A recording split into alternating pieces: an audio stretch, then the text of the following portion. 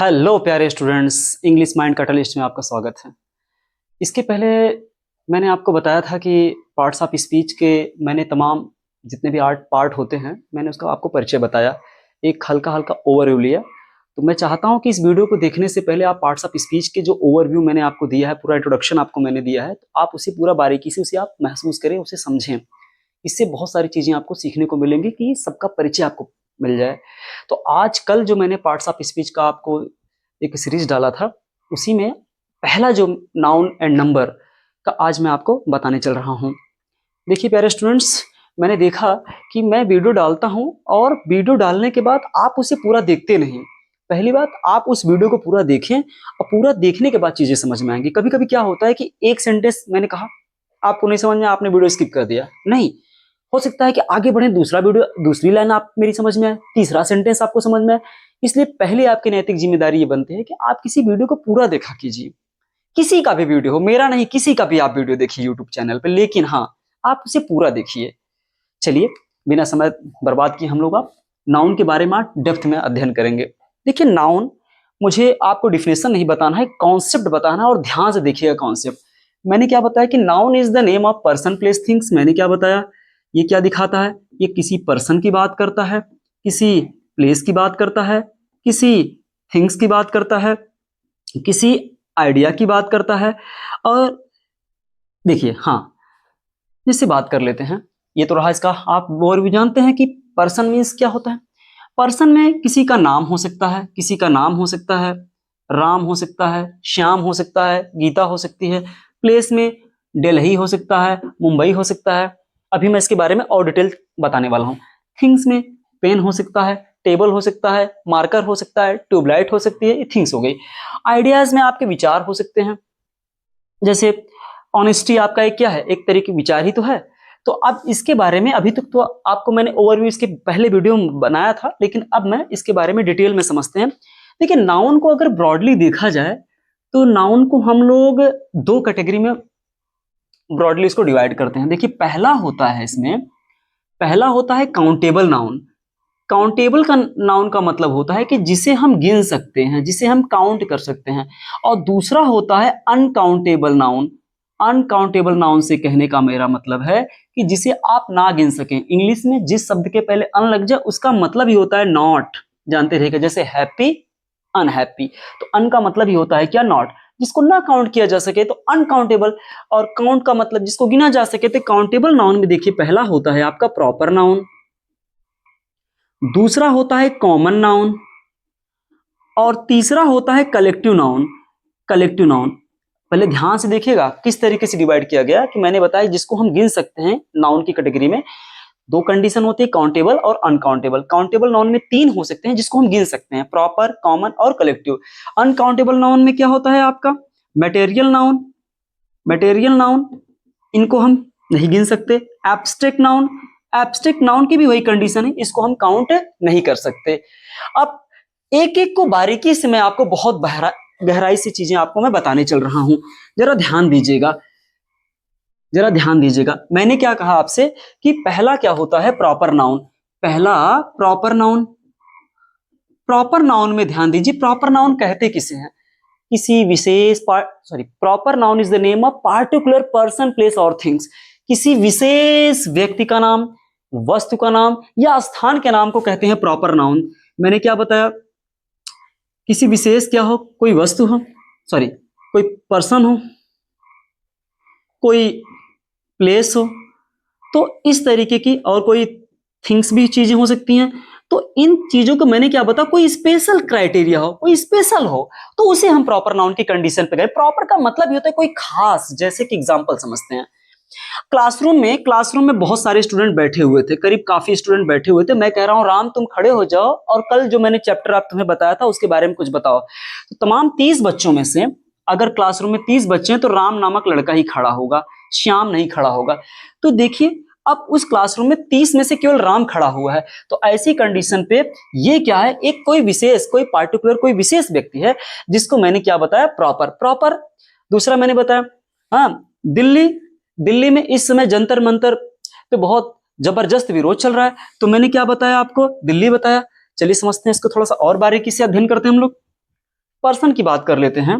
Person में अगर हम लोग बात करें, पर्सन में क्या क्या हो सकता है, जैसे मैं कहूं राम,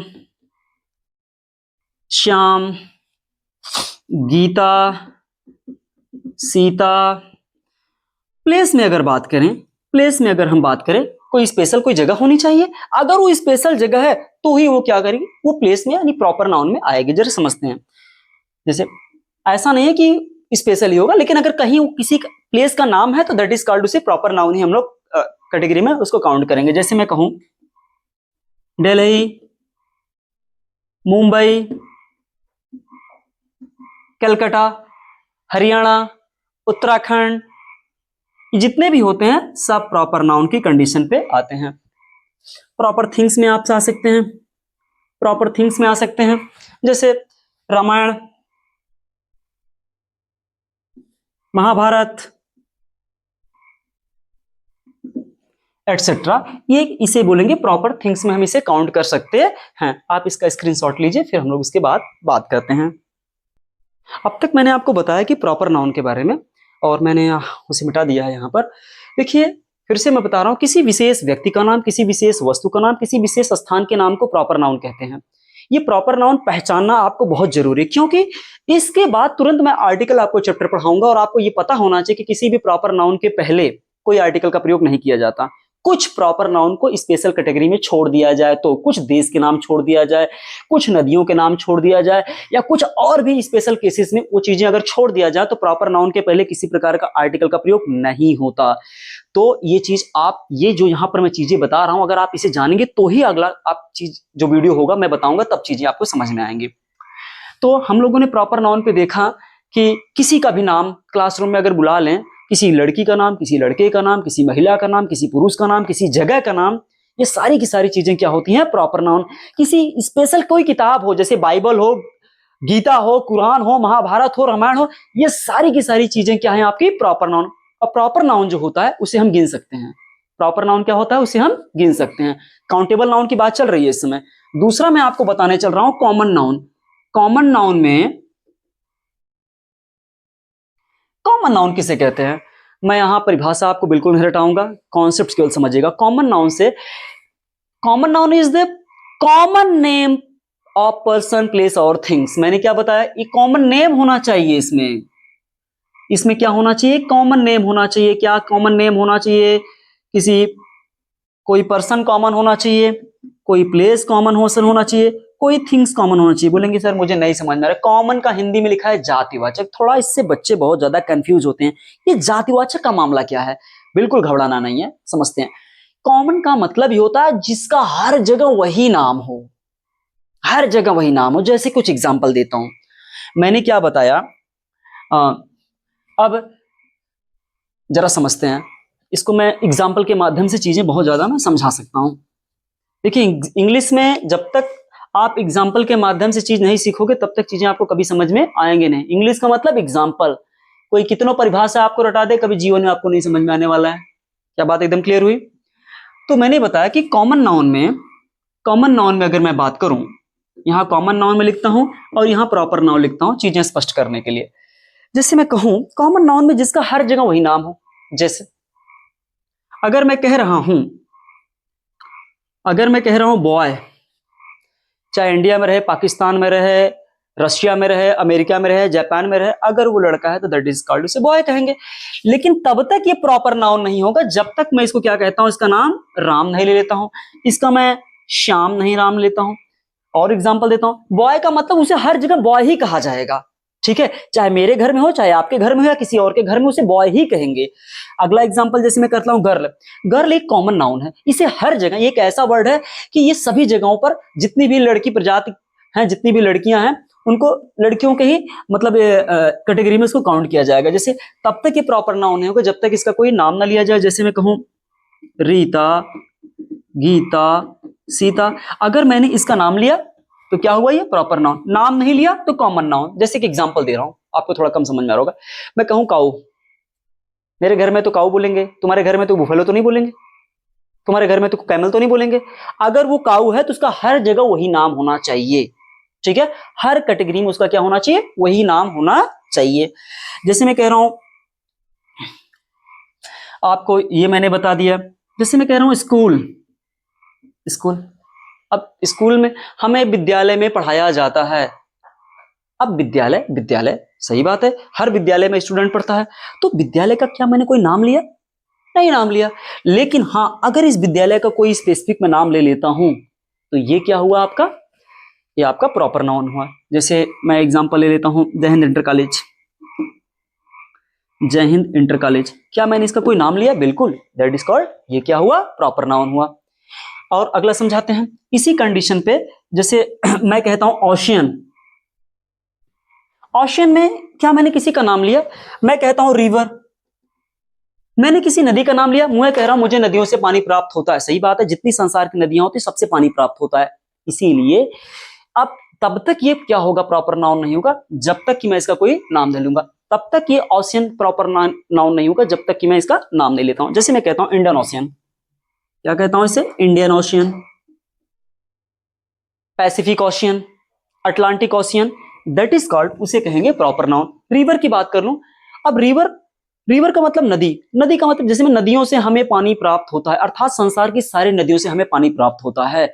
यहां मैं कह रहा हूं नदियों से पानी प्राप्त होने का मतलब है संसार की तमाम नदियों से हमें पानी प्राप्त होता है, दैट इज कॉल्ड। अब इस कंडीशन पे इसे क्या बोलेंगे? इसे बोलेंगे कॉमन नाउन। लेकिन मैं कहता हूं गंगा, मैं कहता हूं यमुना, तो ये क्या हुआ? आपका प्रॉपर नाउन हुआ। और भी मैं अब कॉमन नाउन में और डिटेल में गहराई से आपको बताने चल रहा हूं, ध्यान से इसे सुनिएगा। अब बहुत सारे बच्चे इसमें कंफ्यूज होते हैं कि प्रॉपर नाउन है कि कॉमन नाउन है, तो वही चीज मैं बताने चल रहा हूं कि कैसे किसी चीज को हम करेंगे। जैसे आपको मैं टेक्निक बताता हूं, शॉर्टकट टेक्निक। फूलों के नाम, फलों के नाम, flowers name, fruits name, vegetables name, insects name, किसी जीव जंतु का नाम आ जाए, किसी क्रिएचर का नाम आ जाए, ये सारे सारे के सारे कॉमन नाउन होते हैं। मैंने क्या बताया आपको? फ्लावर्स नेम आ जाए, फ्लावर्स नेम, अब तक आप इसे प्रॉपर नाउन समझते होंगे। जी नहीं, लोटस में कह दूं, रोज कह दूं, लिली कह दूं और मैरीगोल्ड कह दूं, आप इसे गलती मत कीजिएगा। ये सारे के सारे अगर किसी फ्लावर का नाम मैं ले लूं तो समझ जाना कि ऐसी कंडीशन पे इसे हम बोलेंगे कॉमन नाउन। क्या मैंने बताया? Flowers name, fruits name, fruits name की भी बात कर लेते हैं। अगर मैं कहता हूं फ्रूट्स नेम, फ्रूट्स नेम में अगर मैं किसी फ्रूट्स का नाम ले लूं तो ऐसी कंडीशन पर ये भी आपका कॉमन नाउन है, इसे प्रॉपर नाउन कहना भी मत, गलत हो जाएगा। तो फ्रूट्स में जैसे मैं क्या करूं? मैंगो कह दूं, एप्पल, एप्पल, इसे एप्पल पढ़ते हैं, एप्पल डबल पी है, एक पी पढ़ेंगे, एप्पल। ग्वावा, लास्ट में अगर किसी के ए जाए तो उसको अ पढ़ते हैं, पूरा अ पढ़ते हैं, ग्वावा, नॉट ग्वावा। तो ये सारे के सारे क्या हुए? क्या हुए? फ्रूट्स नेम भी आपका क्या हुआ? आपका कॉमन नाउन हुआ। और मैं बता रहा हूं, और हम लोग समझते हैं कुछ एग्जांपल। जैसे मैं कह दूं बर्ड्स, बर्ड्स नेम, क्या कह दूं? Birds name. जितने भी पक्षियों के नाम आ जाएं आप इसे कॉमन नाउन में कहेंगे, उसे काउंट करेंगे। जैसे मैं कह दूं स्पैरो, स्पैरो, नाइटिंगल, नाइटिंगल। और बताएं, हम लोग बात करते हैं मैना, पैरट, एटसेट्रा। ये सारे के सारे क्या हैं? बर्ड्स नेम है। और बर्ड्स नेम की कंडीशन पे आप इसे प्रॉपर नाउन नहीं कहेंगे, आप इसे कहेंगे कॉमन नाउन है। फूलों के नाम, फलों के नाम, पक्षियों के नाम, जानवर का कोई नाम आ जाए, कोई जानवर का नाम आ जाए तो वह भी क्या है? आपका कॉमन नाउन की कंडीशन पे आएगा। एनिमल्स नेम, कोई एनिमल्स का नाम आ जाए, जैसे मैं कहूं टाइगर, जैसे मैं कहता हूं टाइगर, बोलेंगे सर टाइगर कैसे हो सकता? अरे जितने भी टाइगर की बहुत सारी प्रजातियां हैं, लेकिन उन तमाम प्रजातियों में हम उसे टाइगर ही बोलेंगे। हाँ, उन प्रजातियों की कोई नाम लेते हैं तो उसकी कंडीशन कुछ अलग है। हालांकि अगर मैं बात करूं तो वो भी कॉमन नाउन की श्रेणी में आएगा, आप उसे प्रॉपर नाउन नहीं कह सकते। टाइगर हो जाए, लायन हो जाए।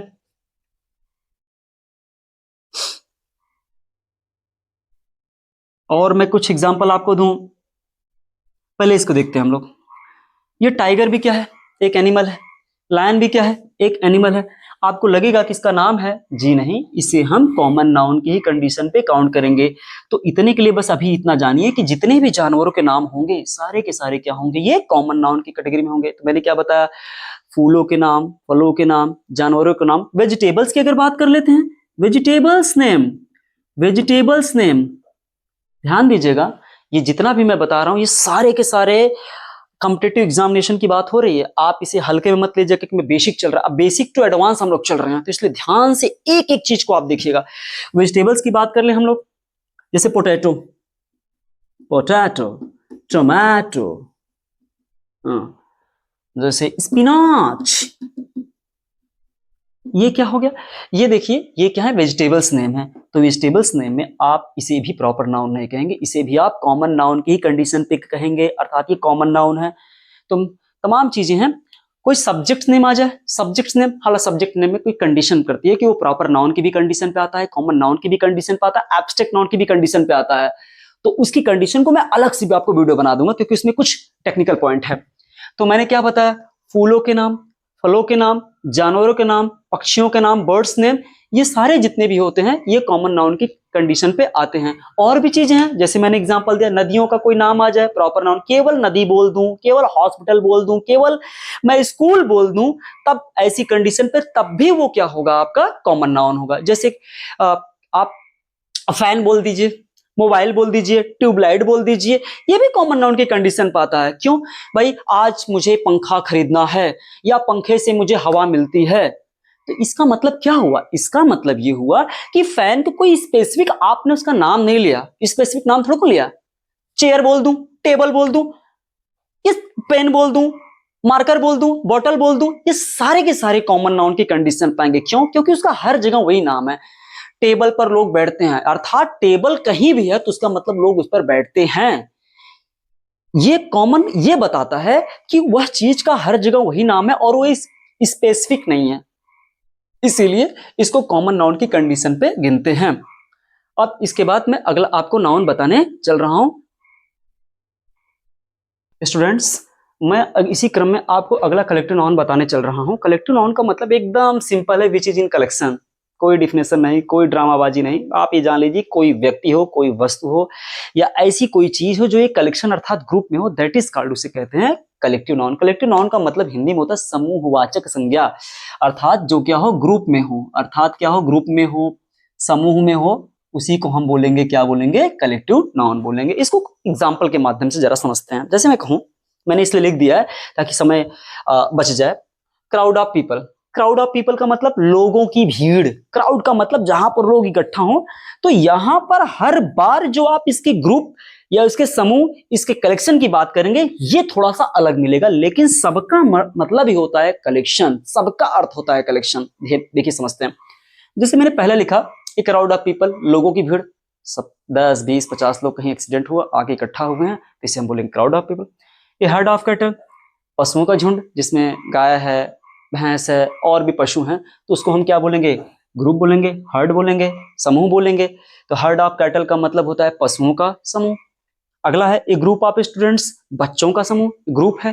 किसी तरीके से जैसे 50-100 स्टूडेंट्स हैं, 10-10 का मैंने ग्रुप बना दिया कि 10 स्टूडेंट्स एक काम करेंगे, 10 स्टूडेंट एक दूसरा काम करेंगे, तो उसे हम क्या बोलेंगे, ग्रुप बोलेंगे। तो बच्चों यानी स्टूडेंट्स का एक समूह। अगला है nest of ends, nest of ends यानी चींटियों का झुंड, इसको स्वार्म ऑफ एंट्स भी बोलते हैं। स्वार्म ऑफ एंट्स मैंने इसको लिखा नहीं है, तो नेस्ट ऑफ एंट्स का मतलब होता है चींटियों का झुंड या चींटियों का समूह।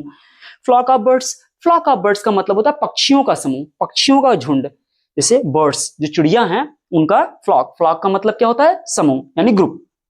लाइब्रेरी ऑफ बुक्स यानी किताबों का एक आप समूह बोल सकते हो, जहां पर लाइब्रेरी बहुत सारी किताबें रखी गई हैं एक घर में, और उसको बोलेंगे लाइब्रेरी ऑफ बुक्स बोलेंगे।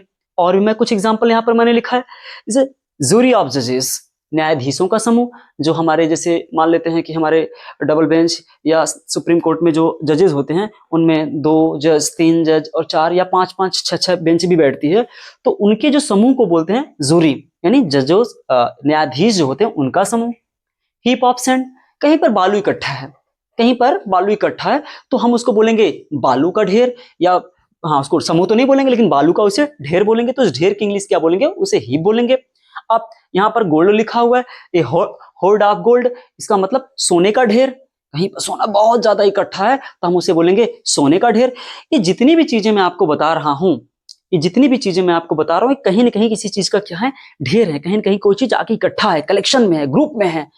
चाहे वो पक्षी हो, चाहे कोई चीज हो, कहीं जाकर के कोई चीज एकत्रित है, तो ऐसी कंडीशन पे ही हम उसे क्या बोलेंगे, समूह बोलेंगे, अर्थात वो कलेक्शन बोलेंगे। अगर वो कलेक्शन में है तो वह कलेक्टिव नाउन है, अगर वो कलेक्शन में नहीं है तो कलेक्टिव नाउन वो नहीं है। जैसे लंप ऑफ कोल मैंने लिखा, यानी कोयले का ढेर। कहीं पर कोयला बहुत ज्यादा इकट्ठा है तो उसे हम बोलेंगे कोयले का ढेर। ऐसी कंडीशन पे इसे बोलेंगे हम कलेक्टिव नाउन। देखिए मैंने आपको काउंटेबल नाउन में 3 बताया। पहला मैंने आपको बताया प्रॉपर नाउन, दूसरा मैंने बताया कॉमन नाउन, और तीसरा ये जो मैंने यहां पर लिखा हुआ है इसे बोलेंगे कलेक्टिव नाउन। ये तमाम चीजें जितनी भी मैंने यहां पर लिखी हैं, ये सारी की सारी इसे बोलेंगे काउंटेबल नाउन में इसे गिना जाता है। अर्थात अब मैं आपको बताऊंगा कि अनकाउंटेबल नाउन में कौन कौन सी चीजें आती हैं। तो अब अनकाउंटेबल नाउन के लिए मैं आपको बताता हूं। अब मैं आपको अनकाउंटेबल नाउन की श्रेणी में मैं आपको बता रहा हूं कि अनकाउंटेबल नाउन 2 नाउन होते हैं। पहला होता है मेटेरियल नाउन और दूसरा होता है एब्स्ट्रैक्ट नाउन। मेटेरियल नाउन का मतलब जिसे आम बोलचाल की भाषा में हम पदार्थवाचक या द्रव्यवाचक बोल देते हैं। एब्स्ट्रैक्ट नाउन का मतलब होता है भाववाचक। भाववाचक का मतलब भाव माने विचार, जो हमारे दिल में चलते हो, तो भाववाचक संज्ञा। पहला हम लोग देखेंगे मेटेरियल नाउन। देखिए ध्यान दीजिएगा, मटेरियल का मतलब होता है जो चीज किसी मैटर से बनी हो। मैटर तो इस दुनिया में सारी चीजें हैं, तो इसको मैं आराम से एक एग्जांपल के माध्यम से आपको समझाता हूं, जरा ध्यान दीजिएगा। जैसे मैं कहूं बाइसिकल, तो आप बोलेंगे sir common noun. Pen common noun, chair common noun, fan common noun, bike common noun. लेकिन एक बात जरा सोचिए, दूर तक सोचिएगा। मैंने कहा पेन, ये जो आपके सामने पेन है या मार्कर है, ये कॉमन नाउन की श्रेणी में है। लेकिन मैं पूछूं कि किस मैटर से बना, तो आप बोलेंगे प्लास्टिक। तो जैसे मैं बोलूं plastic, material noun. Bicycle common noun. लेकिन ये बताओ बाइसिकल बनी किससे है? आयरन, लोहे से बनी है, आयरन बोलूं, मटेरियल नाउन। जैसे हम बोलते हैं जो ईयर रिंग्स औरतें पहनती है कानों में, तो वो अगर मैं बोलूं तो आप कॉमन नाउन। अगर उसका कोई नाम है, बाली या कुछ और, तो कॉमन नाउन है। लेकिन बना किससे है?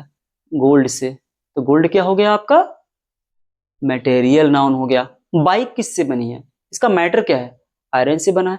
कोई चीज किस चीज से बनी है, वो है आपका मटेरियल नाउन। एकदम सिंपल, ज्यादा दिमाग लगाने की कोई जरूरत नहीं। जैसे मैं कहूं plastic, plastic, iron, gold, aluminium, copper, ये जितनी भी धातुएं हैं ये कॉमन मटेरियल नाउन की श्रेणी में आएंगी। कुछ टेक्निक बताता हूं, हालांकि शॉर्टकट टेक्निक है, ये किताबी फार्मूला नहीं है। लगभग जितनी धातुएं आ जाएं और जितने खाने पीने वाली चीजें आ जाएं, जिसको माप तौल कर लिया जा सके, जिसको गिनकर न लिया जा सके, लगभग एक टेक्निक के रूप में आप इसे लिख सकते हैं या अपने दिमाग में फीड कर सकते हैं। माप तौल के कौन होता है? मिल्क को माप तौल के लेते हैं, राइस को तौल के लेते हैं, व्हीट गेहूं को तौल के लेते हैं, चीज, चीज को माप तौल के लेते हैं। जितनी धातुएं और जितनी चीजों को माप और तौल कर लिया जाए, क्या मैंने कहा? वह धातुएं होनी चाहिए, वह कोई धातु होनी चाहिए, और वह कोई ऐसी चीज होनी चाहिए जिसको माप और तौल के लिया जा सके। That is material noun.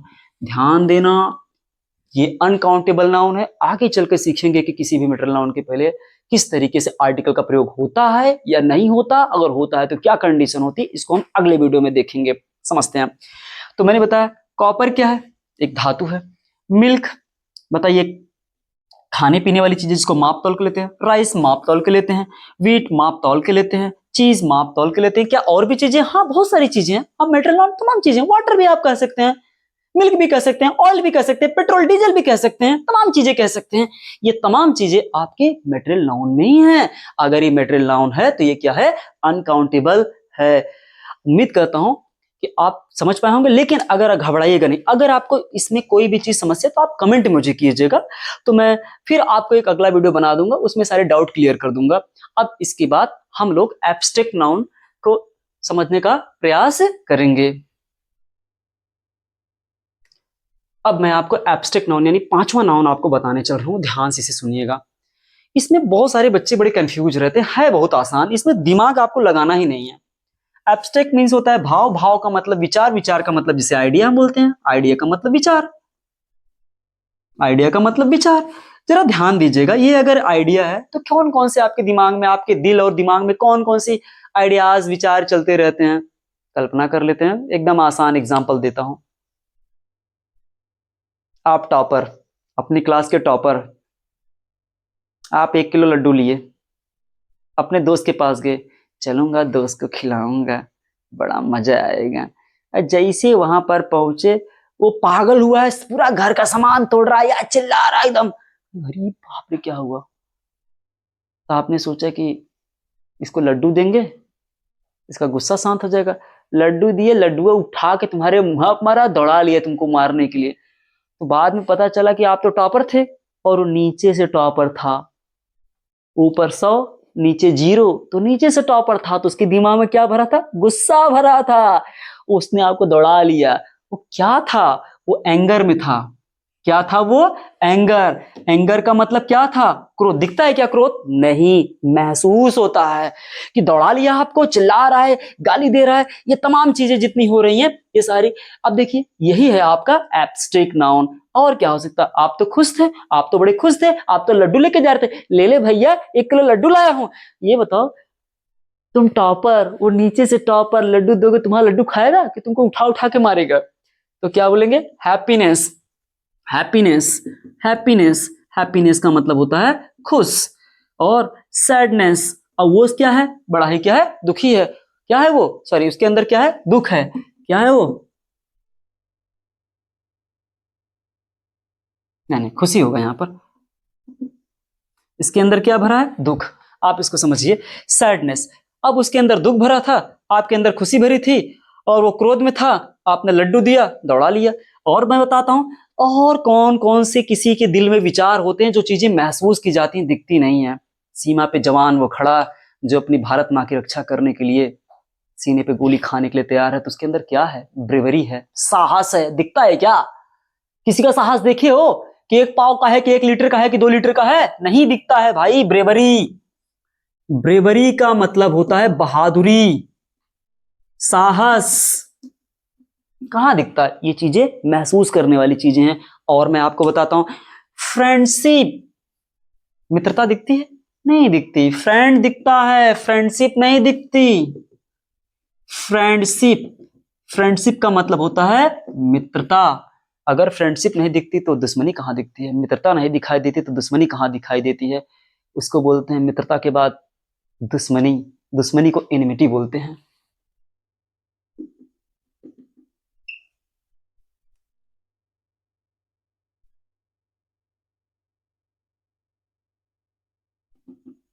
एनिमिटी माने होता है दुश्मनी। अब देखिए, ध्यान दीजिएगा, और भी चीजें मैं आपको बता रहा हूं, और भी चीजें मैं आपको बता रहा हूं।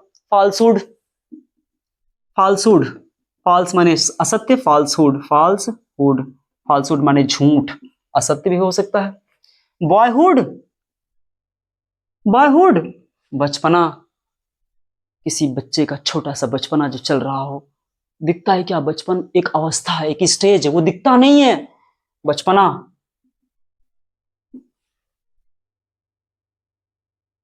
लव, कहां दिखता है प्यार? प्यार कहां दिखता है? मम्मी का प्यार कहां दिखता है? पापा का प्यार कहां दिखता है? कभी नहीं दिखता। वो चीजें महसूस करने वाली चीजें हैं। इन्फेंसी, अगर मैं कहूं इन्फेंसी, इन्फेंसी का मतलब 6-7 1 साल का बच्चा, दैट इज कॉल्ड, उसको इन्फेंसी कहते हैं। इन्फेंसी शैशव अवस्था, मतलब ये 3 साल तक की अवस्था होती है, इसको शैशव अवस्था बोलते हैं। शैशव, शैशव अवस्था। इन्फेंसी। आप जैसे छोटा सा बच्चा 0 से लेकर 3 साल की अवस्था को इन्फेंसी बोलते हैं। और भी तमाम चीजें, मतलब इतना देखिए, ये तमाम जो चीजें आपके दिमाग में विचार चलते हैं, इसे बोलते हैं एब्स्ट्रैक्ट नाउन।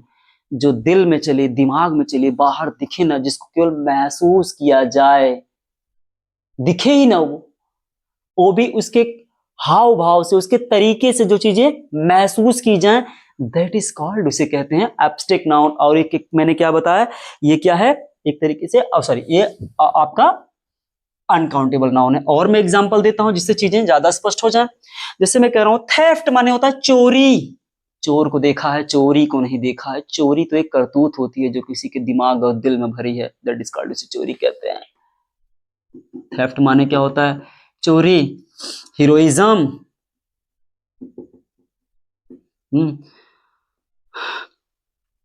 देखिए, और मैं आपको बता रहा हूं, थेफ्ट माने चोरी हो गया। हीरोइज्म का मतलब जो हीरो जैसा, जिसके अंदर इस तमाम, अच्छा एक आइडिया बताऊं, जिसके अंत में ISM आ जाए, ITY आ जाए। कुछ टेक्निक मैं आपको बताऊंगा नाउन पहचानने का, खासतौर पे हुड आ जाए, ENESS आ जाए, मान के चलेगा कोई एब्स्ट्रैक्ट नाउन है। हालांकि इसकी टॉपिक में, वर्ड फॉर्मेशन के टॉपिक में इसको बहुत गहराई से पढ़ाऊंगा। तो मैं उम्मीद करता हूं कि चीजें आपको समझ में आए होंगी और आप समझे होंगे। मैंने क्लास को रोचक बनाने का प्रयास किया ताकि चीजें आपको अच्छे से समझ में आए। हाँ, एक चीज मैं कहना चाहता हूँ कि प्लेलिस्ट पे जो भी मैं वीडियो डालता हूँ, तो प्लीज आप उस वीडियो को पूरा देखिए। देखिए, मैं फिर से बोल रहा हूँ कि आप जब वीडियो को पूरा देखेंगे तो चीजें आपको समझ में आएंगी। चीजें समझने के बाद कुछ डाउट भी होंगे तो आप कमेंट करेंगे, उस डाउट को तो मैं क्लियर करूंगा। इसलिए आप वीडियो को पूरा देखें और समझें। मैं उम्मीद करता हूं कि आपको क्लास बड़ी अच्छी लगी होगी और मिलते हैं फिर एक नेक्स्ट वीडियो में। तब तक के लिए थैंक यू सो मच। अपना ख्याल रखें, अपने परिवार वालों का ख्याल रखें, अपनी सेहत का ख्याल रखें। तब तक के लिए गुड नाइट।